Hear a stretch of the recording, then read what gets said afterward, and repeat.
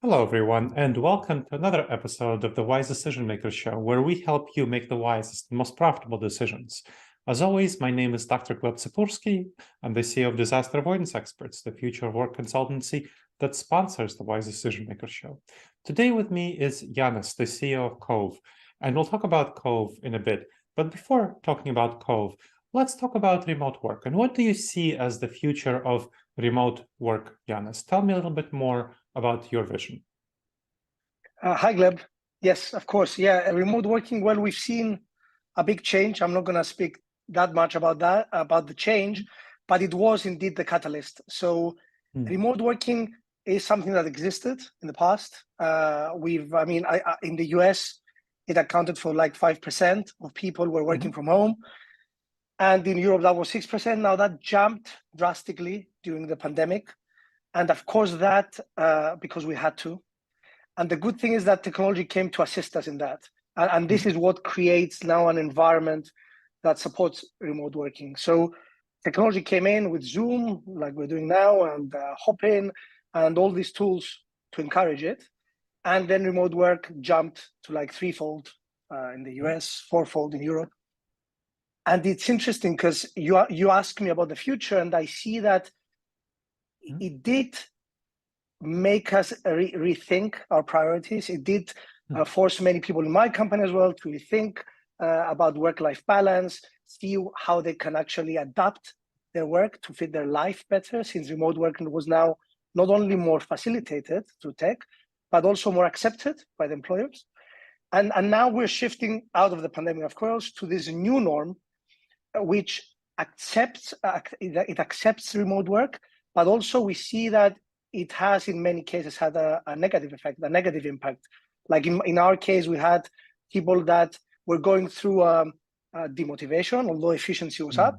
And we realized that we couldn't identify the smaller hints that you see when you're facilitating, like when you're working in a workplace, and the interactions that, of course, enforce creativity. So we lost a lot of that. So I see both our company, but also I see the future of remote working being a hybrid model where we try to have a lot of physical interactions on one end. We use remote working with some tricks that we learned along the way that would facilitate interactions that are more social and that they don't necessarily have to do with a specific agenda that you connect for, in order to create a model where we can work remotely in a more hybrid way. So that's what I see as the new remote working environment. And if you allow me, I don't want to go on for ages, but if you allow me, we are seeing a transition back to the office, of course, not to the extent that we had before. So in the US, it's gone down now, I believe like 12%. In Europe, it's gone down to 9% remote working. So still bigger than it was, but people are creating this hybrid situation. Now, I have 21 companies figured out the transition to hybrid work, remote work, whatever, future permanent work arrangements that they figured out. And one of the biggest challenges with hybrid work and remote work is the weakening of connections. Now, when we do surveys within my clients, we're seeing that people are more productive overall when they spend time working remotely. They feel better well-being, they feel less stressed, they feel happier. But the biggest challenge that they experience is the loss of connections, not within their own team, actually maybe better connected to people in their own team, but they have worse connections to others in their own company or outside their company.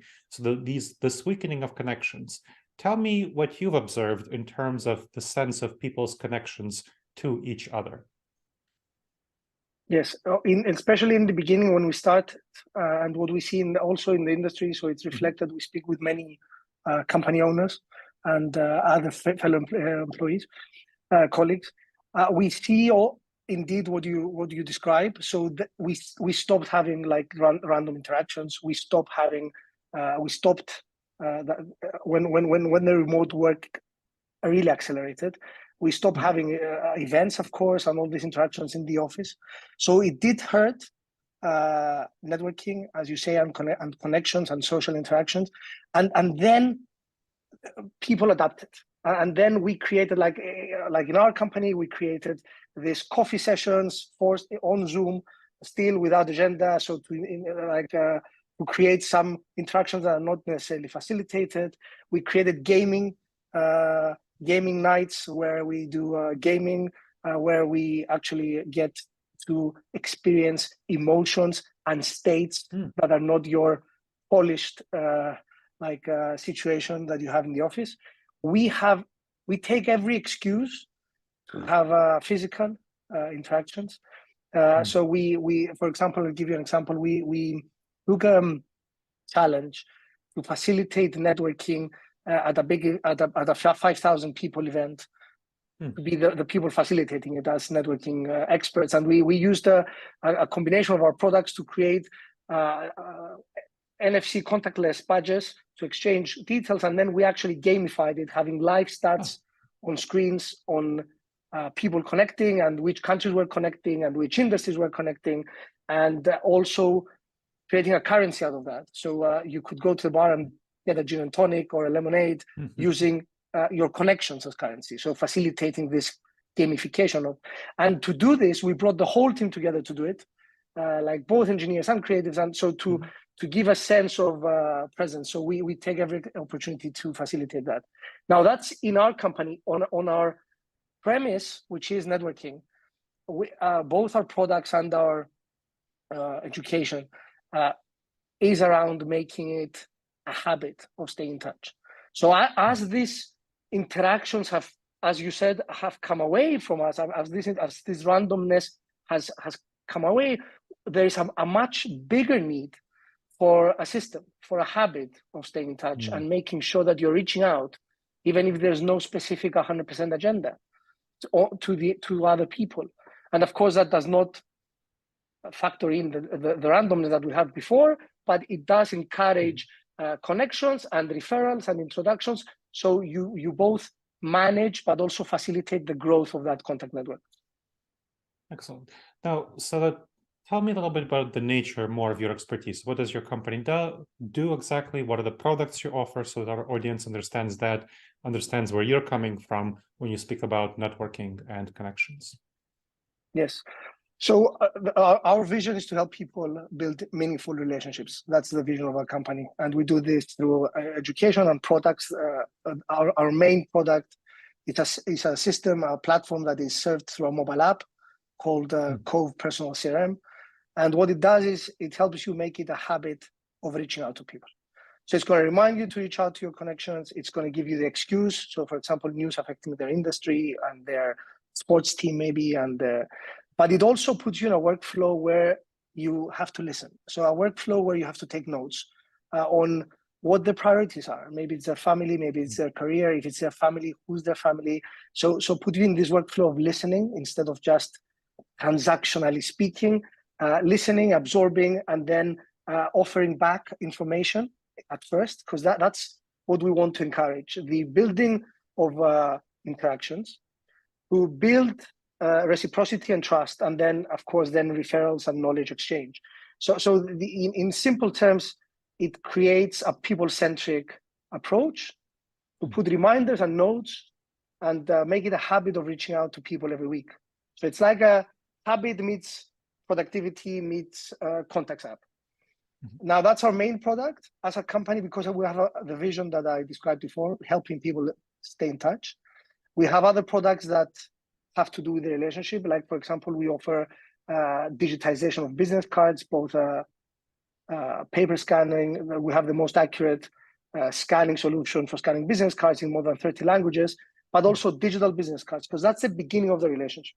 Like the event I mentioned. So again, we take projects where we can really facilitate the networking of many people and then put them in a workflow to not leave it on the first relationship, but actually follow up and try and build a connection and build an interaction. And then we have also an education side that does research. Like for now, we do a lot of research on the metaverse and how that could facilitate networking. And we have an online email first course that has a lot of, it's a 25-week course on how to build your networking skills and make it a habit of keeping in touch and building relationships rather than doing transactional networking on just what you need. So is the product, the personal CRM, it seems like it's primarily B2C. Do you offer B2B options, or is this just a B2C opportunity? So it's business to professional. So our users, as you say, just download it from the App Store and use it. But our users are mainly entrepreneurs. But we also have people in very big companies like very big banks. So it's interesting. It's entrepreneurs. Then it's executives in big organizations. And then we have, like, of course, real estate brokers, MBAs. So it's a B2C product, but most of our audience base is working in big companies. So we don't sell to companies, except our digital card solution. That's sold to very big companies across the world, mainly in the US, but across the world. And then, of course, many of them use our personal CRM, but we do not sell it to a company. We sell it to the individual professional. Excellent. Thank you for the context. Now, thinking about with the products that you offer, you are quite aware of how people are networking in the modern day and age. So when you're thinking about the networking, how should people who are trying to build an all-remote career, there's a pretty large proportion of the people who want an all-remote career now, and especially working professionals who are higher earners, of course, they have many more remote opportunities than many others. And sounds like that's the kind of professionals that you are serving. So when somebody is thinking about building an all-remote career, how should they be networking differently than someone who wants to spend at least some time in the office with a hybrid career, or all of their time in the office? Yes, that's a quite it's an excellent, it's a deep question. I think there are two aspects to it. One is actually the ability to create a career path that aligns with what your priorities are, and I think that's, as you said, like the priority could be remote. It could also have to do with the time that you spend at work. Like there are people that especially after the pandemic, everyone has rewired themselves to actually understand what do they aspire to have through their career. It's not the straight career ladder that we had up to now, where you just had to go up in your career. It's more of what do you want out of your life and work, and what do you want out of the career. The reason I'm saying this, Gleb, is the fact that I think it's of paramount importance to understand what you want, and then to get that job opportunity and that progression in the career, you have to expose yourself and be top of mind to people both within your organization, so colleagues. So you would need to do knowledge share and make sure that you build trust and rapport. And since you're remote, you will need many more, you will need to be much more proactive about it than you would in the office, that you're going to bump into them. So you need to have a system in place to keep in touch with the people that you trust and you want to build rapport with, or the people you aspire to know. You need to build a system that reminds you to stay in touch. You stay in touch, you exchange knowledge. There has to be reciprocity. So you're top of mind for your section, and I'm arguing both within the organization that you're working remotely, but also within your industry. Because if, again, looking at career aspiration, you would want to be top of mind when there's a referral, or when there's a headhunting opportunity, you would want to be top of mind. So that's one side. And the other side I want to mention is, in order to progress well in that career, you need to really understand the next step. So if you do build trust, whereas we had this in the office much more easy, it was much easier. Now you need to build trust to speak with the people that have the next potential opportunity, whether it's within or outside the organization, to understand what their job entails. So that has a level of trust to really understand the pros and cons of that job. You need to build a rapport, understand it from the inside of the other person. So that's a knowledge exchange that has to do with trust, to understand whether then it aligns with your real interest, as I said before, and whether it fits that progression that you aspire to hit. So I think it's both being top of mind, your personal brand and your exposure in the company, as well as your understanding and knowledge of where do you want to actually be within that career. Now, I want to circle back to something that I think very important that you said about building trust. And when someone is working remotely, prior to the pandemic, it probably would have been seen as very difficult, if not impossible, to build a full deep level of trust when someone is fully remote. That appears like it's shifting. So when you are networking in a remote manner, what are the best techniques and approaches to build up trust? I think very importantly, you have to be open to allow, because the reason, going back to the problem, as you said, I mean, we're adapting to the new norm. The problem is the fact that going into a scheduled meeting over a camera, first of all, you lose a lot of the interaction. I mean, a lot of the talk cannot take place with the same effect and efficiency that you can do face to face. If it's a negotiation, a difficult, a sensitive discussion, of course, the eye contact is really bad. And Sure. But that aside, we're getting a bit used to it. But very importantly, and maybe it's never going to reach. I mean, that's a huge debate, and that's why I mentioned the metaverse. And VR. It's a huge debate whether we will be able to bring closer the physical and the eye contact and the expressions. But the other big problem that we are tackling. So this is a problem that I don't know how well we will tackle. I have some opinions, but they're still being formed.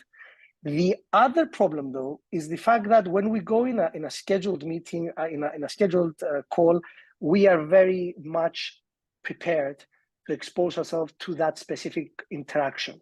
And I think the techniques, as you mentioned, would be to actually negate that, to open up, because trust has to do with finding common points. Like now we're having a discussion over an interview. It's harder for me to actually go and ask you about your family and your sports and your life so to find common situations to build trust. So I think it's really important, if you're working remotely, to open up and throw in the conversation the fact that, for example, I've got 3 kids and a wife, and that's a very much part of my life. And I think opening up in this sense opens up the other persons as well. It removes some of the defense of the formality of that conversation and opening a more casual discussion. In that sense, though, it opens also the opportunity to relate. It opens the opportunity to explore what common experiences you might have, what common frustrations, common pain points, common priorities. We opened the discussion and you said you like gardening. That wasn't a common point for us, but that's an opening that allows an exploratory discussion on the common point. So I think a very, very strong advice is to open up and then listen in, take in. Ideally, take notes, because especially if it's a discussion that is early on in that conversation, so the trust is not there yet, those common points have to be remembered.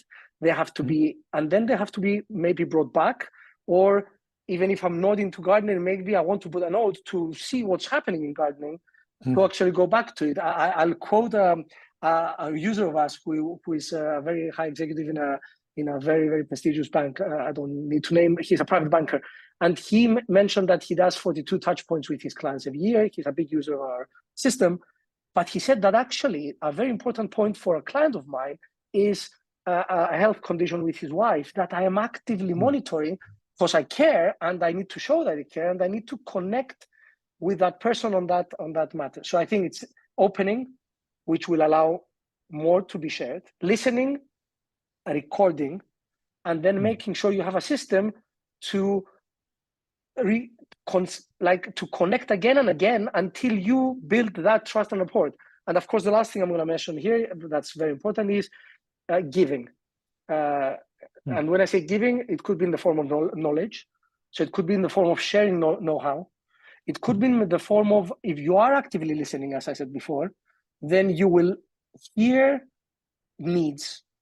And then you could serve those needs either with knowledge you might have, or ideally with connections that you have that could help with that specific situation that was shared.